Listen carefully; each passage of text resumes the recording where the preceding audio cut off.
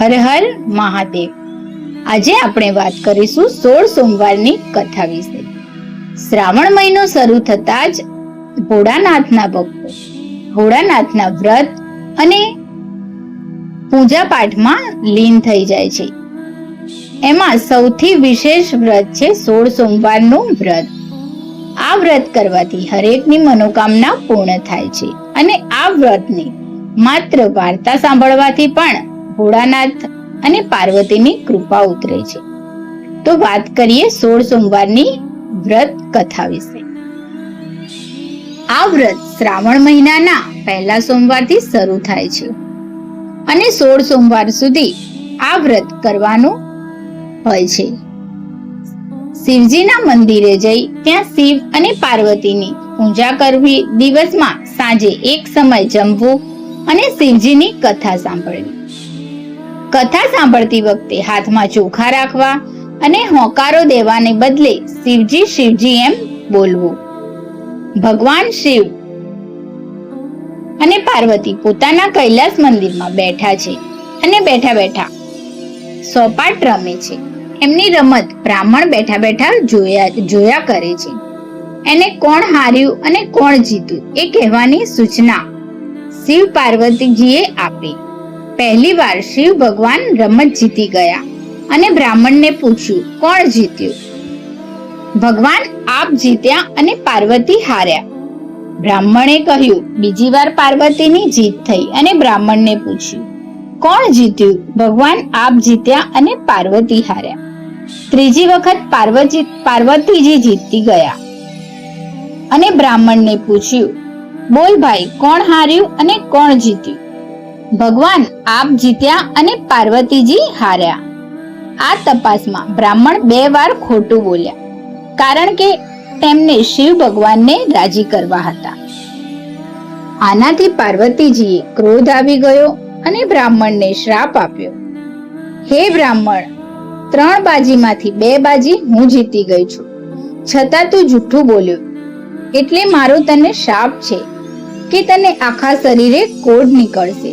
અને તરત બ્રાહ્મણને આખા શરીરે કોઢ નીકળ્યો। એટલે બ્રાહ્મણે શાપમાંથી મુક્તિ માટે શિવ અને પાર્વતીજીને બંનેને માફી માંગવા લાગ્યો, પણ આ શાપ તો પાર્વતીજીએ આપ્યો હતો, એટલે કંઈ થઈ શક્યું નહીં। એ તો ત્યાંથી ઊભો થયો અને રડતો રડતો ચાલી નીકળ્યો। તપાસ કરનાર બ્રાહ્મણ પાર્વતીજીના શાપના લીધે કોઢિયો થયો। તેની સાથે સાથે અનેક દુઃખો આવી પડ્યા। એક સાધુ મહાત્મા આગળ બ્રાહ્મણે પોતાના દુઃખોની વિગત જણાવી।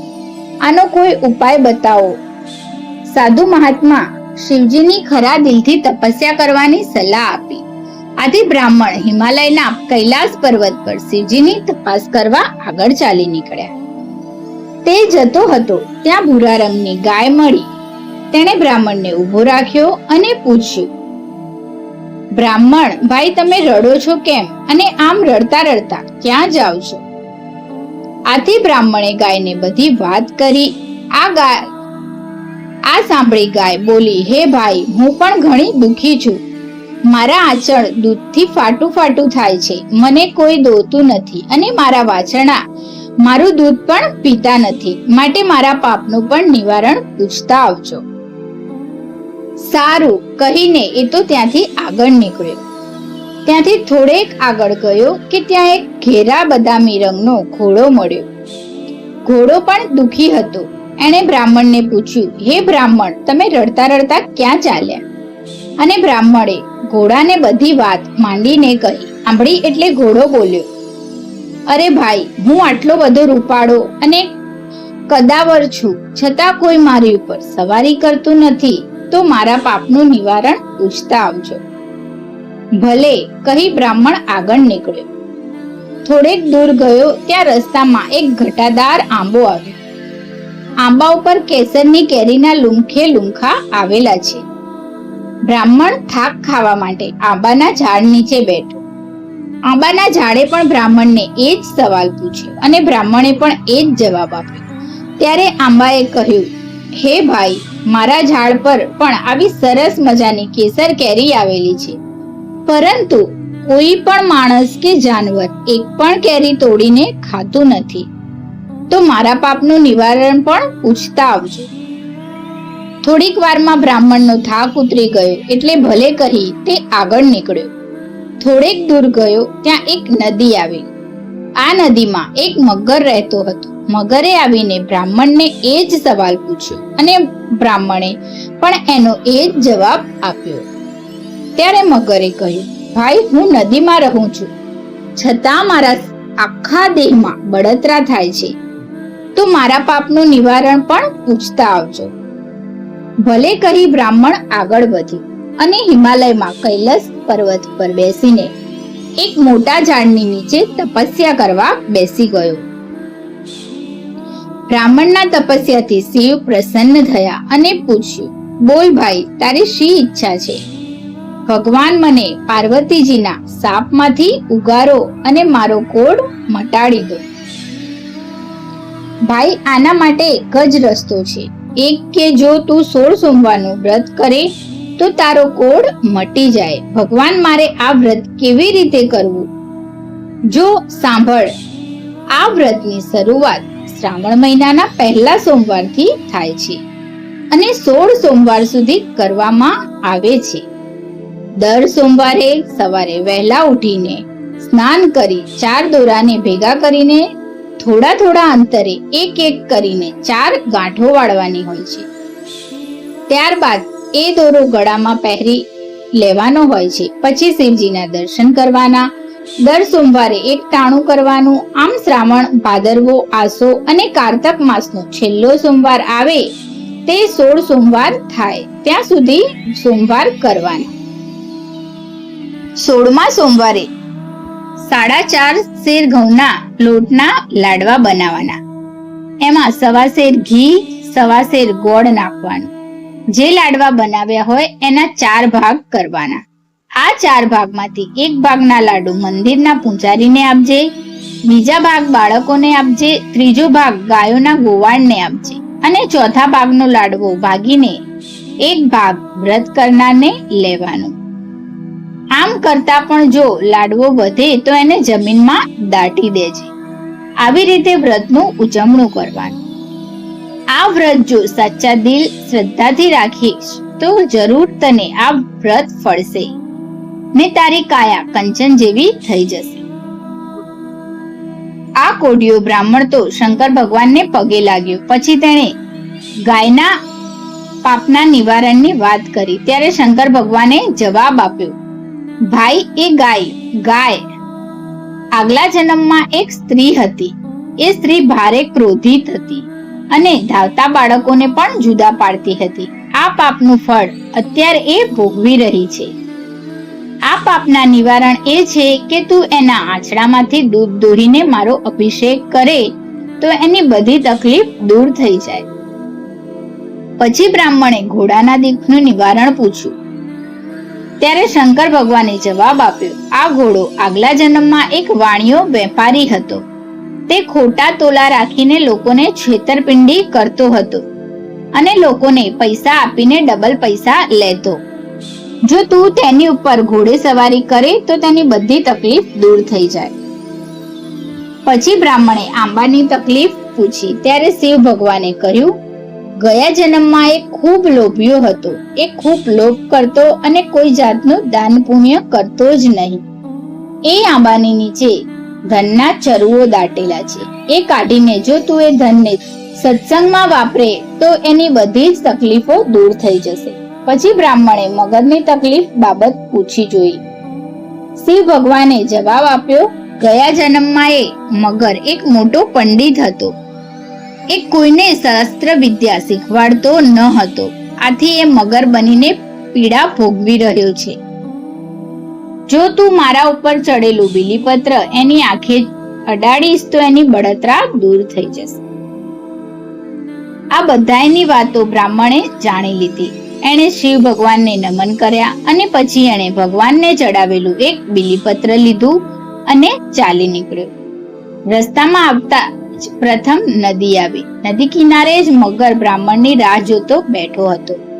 આવતા જ મગરે બ્રાહ્મણને પૂછ્યું એટલે બ્રાહ્મણે જવાબ આપ્યો, લે આ શિવ ભગવાને બિલીપત્ર આપ્યું છે, એ તારી આંખે અડાડું છું એટલે તને સારું થઈ જશે. આમ કહી બ્રાહ્મણે મગરની આંખે બિલીપત્ર અડાડ્યું કે તરત જ મગરના શરીરની બળતરા ઓછી થઈ ગઈ. ત્યાંથી બ્રાહ્મણ આગળ ગયો અને આંબાના ઝાડ નીચે આવીને બેઠો. થોડી વાર પછી આંબાના ઝાડ નીચેથી ખોદી કાઢ્યો અને ધન સારા માર્ગે વાપરવાનો સંકલ્પ કર્યો. આંબા ઉપરથી કેરી તોડી અને પોતે ખાધી. પછી બ્રાહ્મણ આગળ ચાલ્યો. ત્યાં પેલો ઘોડો એમની રાહ જોઈને બેઠો હતો. બ્રાહ્મણે તરત જ ઘોડા ઉપર સવારી કરી અને કહ્યું, હવે તારા પાપનું નિવારણ થઈ ગયું છે અને તારી જે ઈચ્છા હશે તે પૂરી થશે. આમ કહી બ્રાહ્મણ આગળ વધ્યો. ત્યાં પેલી ગાય પણ બ્રાહ્મણની રાહ જોઈને બેઠી હતી. બ્રાહ્મણે ગાયને બધી વાત કરી અને પછી ગાયને દોહીને તેનું દૂધ એક વાસણમાં ભેગું કરીને શિવ ભગવાનનું નામ લઈ દૂધ વડે અભિષેક કર્યો. આથી તરત જ ગાયનું બધું દુઃખ દૂર થઈ ગયું અને બધા વાછરડા આવીને ગાયને વળગી પડ્યા અને બ્રાહ્મણ આગળ વધ્યો. ત્યાં શ્રાવણ મહિના આવી ગયો એટલે બ્રાહ્મણે 16 સોમવારનું વ્રત કર્યું. જોત જોતામાં 4 મહિના પૂરા થઈ ગયા અને કારતક મહિનાના છેલ્લા સોમવારે ઉજવણું કર્યું. ત્યાં તો બ્રાહ્મણના શરીરનો કોઢ સંપૂર્ણપણે મટી ગયો. એનું શરીર રાજકુમાર જેવું થઈ ગયું. પાર્વતીજીના શાપમાંથી મુક્તિ થયેલો બ્રાહ્મણ પોતાના ગામને પાદરે આવ્યો. ત્યાં પાદરમાં જ એક બાજુ મોટો મંડપ બંધાયેલો હતો. એમાં દેશ પરદેશથી આવેલા રાજાઓ અને રાજકુમારો બેઠા હતા. આવીને બ્રાહ્મણને કોઈને પૂછ્યું, ભાઈ આ શું છે? આ બધી શેની ધમાલ છે? ત્યારે એને જવાબ મળ્યો, આપણા રાજાની કુંવરીનો આજે સ્વયંવર રચાયો છે એટલે રાજાઓ અને રાજકુમારો ભેગા થયા છે. એ તો મંડપની સામે ઊભો જોતો હતો. એવામાં શણગારેલી હાથણી ફરતી ફરતી એ બ્રાહ્મણ પાસે આવી અને એની સૂંઢમાં સોનાનો કળશ હતો. આમ જ હાથણી 3 વખત આખા મંડપમાં બધા રાજાઓ અને રાજકુમારો પાસે ફરી અને ત્રીજી વખતે આ બ્રાહ્મણ પાસે આવીને એની ઉપર સોનાનો કળશ ઢોળ્યો. આથી રાજાએ પોતાની કુંવરીના લગ્ન આ બ્રાહ્મણની સાથે કરાવી આપ્યા. પોતાના જમાઈને રાજાએ તો સોનું, રૂપું, હીરા, માણેક, મોતીના દાગીના, રેશમી જરીના કપડા તથા હાથી ઘોડા આપ્યા. બ્રાહ્મણ તો રાજકુંવરીને પોતાની પત્ની બનાવી પોતાને ઘરે આવ્યો. આ બધું શિવજીની કૃપાનું ફળ હતું. એવામાં રાજા મરણ પામ્યો અને બ્રાહ્મણ રાજા બન્યો. એની પત્ની રાણી બની. જોત જોતામાં કારતક મહિનો પૂરો થવા લાગ્યો અને 16 સોમવાર આવી પહોંચ્યો. બ્રાહ્મણ રાજાએ 16 સોમવારનું વ્રત ફરી કર્યું અને 16મા સોમવારે ઉજવણું કર્યું. ત્યારે રાણીએ 32 જાતના પકવાન કર્યા અને બીજી ઘણી વાનગીઓ બનાવી. આથી રાજા રાણી ઉપર ગુસ્સે થયો, કારણ કે આ વ્રતના ઉજવણીમાં બીજું તો કાંઈ ખવાય નહીં. એટલે રાજા એકલા લાડવા પોતાના ભાગના ખાઈ ઊભો થઈ ગયો. એ જ રાતે શિવજી રાજાના સ્વપ્નમાં આવ્યા અને રાજાને કહ્યું, હે રાજા, તારી રાણીએ તારા વ્રતમાં ભંગ પાડવાનો પ્રયત્ન કર્યો છે, માટે તું એને એક વખત દેશવટો આપી દે એટલે એનું અભિમાન ઉતરી જાય. બીજે દિવસે સવારે રાજાએ રાણીને દેશવટો આપી દીધો અને પોતાના રાજ્યની બહાર મોકલી દીધી. રાણી તો ચોધાર આંસુએ રડતી રડતી એક ગામને પાદરે જઈ પહોંચી.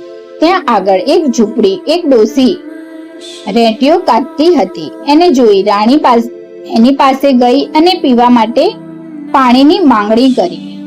ડોસી ભલી હતી. એણે તરત ઊભા થઈને પાણી આપ્યું અને રાણીનું દુઃખ એણે સાંભળ્યું એટલે ડોસીએ રાણીની ઉપર દયા આવી અને રાણીને પોતાના ઘરે રાખી. પણ આથી ડોસીના કામમાં નુકસાન થવા લાગ્યું. ડોસીના તાર વારંવાર તૂટી જતા હતા અને સૂતર પણ ઓછું કંતાતું હતું. આથી ડોશીએ તેને અશુભ ગણીને કાઢી મૂકી.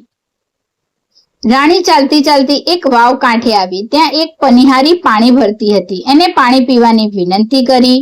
આથી એણે માટલું વાવમાં ઉતાર્યું, પણ માટલું વાવની દિવાલ સાથે અથડાયું અને ભાંગી ગયું. આથી તેને અશુભ ગણીને પાણી પાયા વગર કાઢી મૂકી. ચાલતા ચાલતા રાણી આગળ ગઈ. ત્યાં એક સાધુ મહાત્મા મળી આવ્યા. આ સાધુ મહાત્માએ રાણીને આશરો આપ્યો. આ રાણીને સાધુ મહાત્માએ જમવા બેસાડી અને થાળીમાં ભોજન પીરસ્યું. થાળી રાણીને આપી કે તરત જ થાળીમાં જીવડા બની ગયા.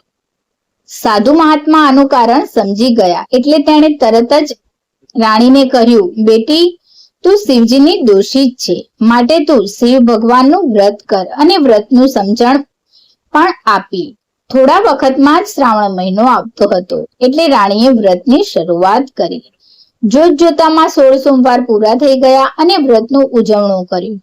એ જ રાતે શિવ ભગવાન બ્રાહ્મણ રાજાના સ્વપ્નમાં આવ્યા અને કહ્યું, હે રાજન, તારી રાણી જંગલમાં તપ કરી રહી છે, માટે તું જઈને એને તેડી આવ. તરત જ રાજાએ એને તેડવા માટે ચાલી નીકળ્યા. તે સાધુ મહાત્માને મળ્યા અને સાધુ મહાત્માએ રાણીને રાજા સાથે વિદાય કરી. રાજા રાણી સાધુ મહાત્માના આશ્રમથી નીકળી ચાલતા ચાલતા જતા હતા. ત્યાં રસ્તામાં એક પનિહારી ફૂટેલા ઘડા સાથે બેઠી હતી. બેઠી બેઠી રડતી હતી. રાણીએ તેને મંત્રેલો જળ ભરેલો ઘડો આપ્યો અને શિવના વ્રતનો મહિમા કહી સંભળાવ્યો. આગળ જતા ગાંગલી ગાચણની ઘાણી આવી, પણ એ ઘાણીમાંથી તેલ નીકળતું ન હતું. રાણીએ આ વાત જાણી ઘાણી ઉપર પવિત્ર જળનો છંટકાવ કર્યો એટલે તરત જ ઘાણીમાંથી તેલ નીકળવા લાગ્યું. ગાંગલી ગાચણ રાજી રાજી થઈ ગઈ. એને પણ રાણીએ શિવજીના વ્રતનો મહિમા સમજાવ્યો. આગળ જતા રસ્તામાં માલણની એક ઝૂંપડી આવી. માલણ કરમાયેલા ફૂલોનો ઢગલો લઈને બેઠી હતી, રડતી હતી. એની વાત સાંભળીને રાણીએ ફૂલોની ઉપર પણ મંત્રેલો પવિત્ર જળનો છંટકાવ કર્યો. આથી તરત જ બધા ફૂલો ખીલી ઉઠ્યા અને રાણીએ એને શિવજીના વ્રતનો મહિમા સમજાવ્યો. પછી રેંટીઓ કાતતી ડોશીની ઝૂંપડી આવી અને પોતે રેંટીઓ ફેરવી લાંબા તાર કાઢી બતાવ્યા. એવામાં રાજા રાણી મહેલમાં આવી પહોંચ્યા. આખા નગરને રાજમહેલના મેદાનમાં જમવા માટે તેડાવ્યા, પણ ગામમાંથી એક કુંભારની સાસુ વહુ જમવા આવ્યા નહીં. એ ભૂખ્યા હતા. રાણીએ એમને તેડાવ્યા. એમની પાસે રાણીએ શિવજીના વ્રતની કથા કહી અને સાસુએ શિવજી શિવજી કહી હોંકારો ભાણ્યો. આ ડોસી બહેરી અને આંધળી હતી. શિવજીની કથા પૂરી થઈ કે તરત જ આ કુંભારની ડોશીએ દેખતી થઈ ગઈ અને સાંભળતી પણ થઈ ગઈ. આથી રાણીએ કહ્યું, માજી, આ બધો પ્રતાપ તો શિવજીનો છે. એમ, હા માજી, તમે આ શિવજીની કથા સાંભળી કે ન સાંભળી, પણ એનું ફળ તમને મળી ગયું. અને ત્યાર પછી એ ડોશીએ અને એના દીકરાની વહુએ 16 સોમવારનું વ્રત કરવાનો સંકલ્પ કર્યો અને 1 વર્ષ વીતી ગયું આ વાતને. અને રાણીએ એક સુંદર રાજકુમારને જન્મ આપ્યો. આ કુંવર યુવાન થયો અને બ્રાહ્મણ રાજા રાણી ઘરડા થયા. એટલે રાજા રાણીએ પોતાના રાજકુમારને ગાદી સોંપીને બંને જણા શિવજીની ભક્તિ કરવા લાગ્યા. ખાધું પીધું ને મોજ કરી. હે શિવજી, તમે જેવા રાજા રાણીને ફળ્યા તેવા સૌને ફળજો. હર હર મહાદેવ. જય ભોલેનાથ.